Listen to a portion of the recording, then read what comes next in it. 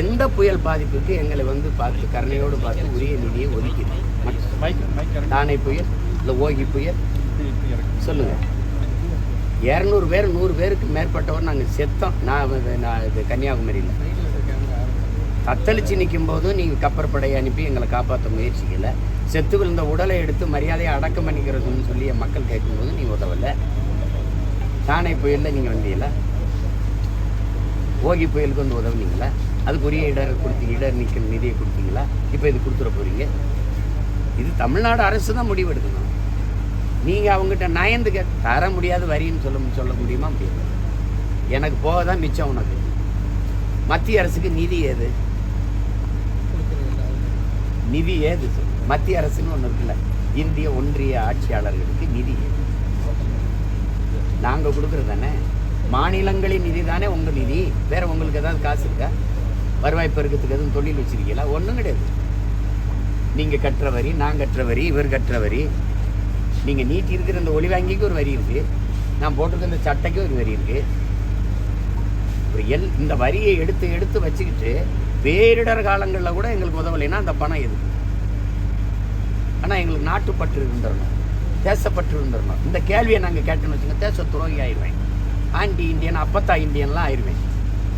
ஆனால் நான் கேள்வியே கேட்கக்கூடாது. எப்படி இருக்குது பாருங்கள். இன்னைக்கு நான் பேசுகிறது, அன்னைக்கே எங்கள் தாத்தா தெய்வ திருமணம் முத்துராமலிங்க சொல்கிறார், நீ ஊமையாக இருக்கிற வரை உன்னை தேசியவாதி ஜனநாயகவாதின்னு சொல்லுவான், நீ உரிமைன்னு பேசிட்டா உன்னை தேச துரோகின்றான்றாங்க. அதானே இப்போ நடக்குது. இது என் உரிமையா இல்லையா? நான் வரி கட்டினேன், நீ வச்சிருந்த. பேரிடர் காலங்களில் எனக்கு பீகாரில் வெள்ளம் ஏற்பட்ட போது, குஜராத்தில் பேரிடர் ஏற்பட்ட போது இப்படி தான் பண்ணீங்களா? உடனே நிதி ஒதுக்குனீங்கல்ல. அப்போ அதுக்கு இவங்க தான் தினம் போய் சந்திக்கிறாங்க, பேசுகிறாங்கல்ல. இத்தனை பேர் போனாங்க, ஐயா நேரு போயிருக்கிறாரு, எல்லாரும் போனாங்க, ராஜ்நாத் சிங் சந்திச்சிருக்காங்க, பல அமைச்சர் பெருமக்கள், ஐயா தன்னரசு போயிருக்காங்க, எல்லாரும் போயிருக்காங்க, நிதியமைச்சர்லாம் பார்த்துருக்காங்க, அம்மையார் கனிமொழியெல்லாம் சந்திச்சிருக்காங்க. என்ன பேசுனாங்க சொல்லுங்க, என்ன பேசுனாங்க?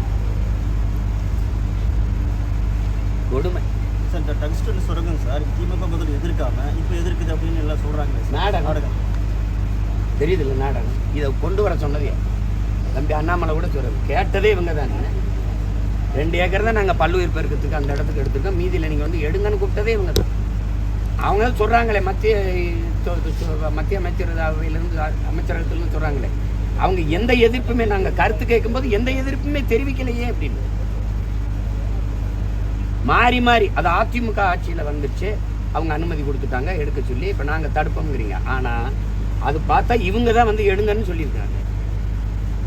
இப்போ நானும் அதான் சொல்கிறேன், எடுங்க பார்ப்போம். நீ எடுத்துருங்க, நீ டங்ஸ்டன் சுரங்கத்தை நீ தொட்டு எடுத்துருப்பா. எனக்கு இந்த தேர்தல் நிற்கிறது ஜெயிக்கிறது அதெல்லாம் 4ஆம் பட்சம். எனக்கு என் மண்ணும் மக்களும் தான்.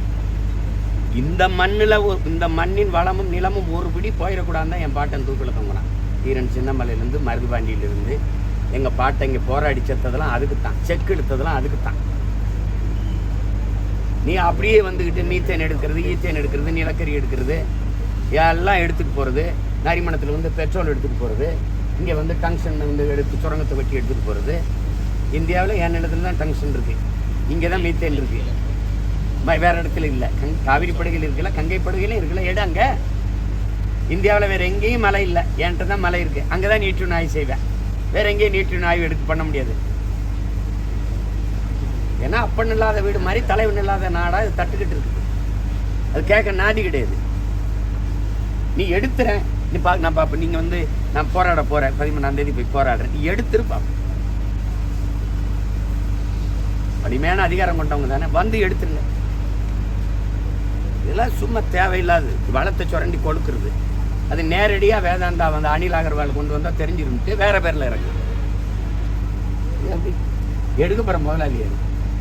மண்ணின் வளம் மக்களுக்கானது, அது எப்படி தனிப்பெற முதலாளி கொடுப்ப? எப்படி கொடு? ஏற்கனவே அங்கே இருந்த கிரானைட் கற்களை, தங்கத்தை விட விலை மதிப்பு உள்ள கற்களை எல்லாம் வெட்டி எடுத்து கொதறி போட்டு வச்சுருக்கேன். வெறி நாய் சேலை துணியை கட்டிச்சு கொதரும்ல, அப்படி கொதறி போட்டிருக்கேன் என் நிலத்தை. வாங்கலை ஒரு தடவை என்னோட வாகனத்தில் பயணம் பண்ணுங்கள், 2 கரைகளை எப்படி குவிச்சு வச்சுருக்காங்க என் மலையை. தாயின் மாற அறுத்து விற்கிறவனை உலகத்தில் நீங்கள் பார்த்துருக்கீங்களா?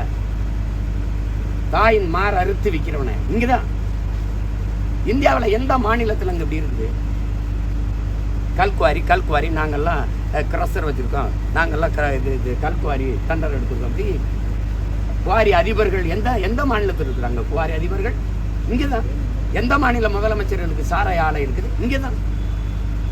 சந்திரபாபு நாயுடு சாராய ஆலை வச்சிருக்காரு, இல்லை பினராயி விஜயன் வச்சிருக்காரு, இல்லை அம்மா மம்தா பானர்ஜி வச்சிருக்காங்களா? இல்லை சொல்லுங்க, யார் வச்சிருக்கா? இங்கே தான் இருக்கு. ஒரு பக்கம் மிடாஸ் இருக்கு, இங்கே சொல்ல முடியாத ஆலைகளுக்கு சாராய ஆலை இருக்கு. தென் மாநிலங்கள் எல்லா மாநிலங்களையும் கல் இருக்குது, இங்கே மட்டும் ஏன் இல்லை?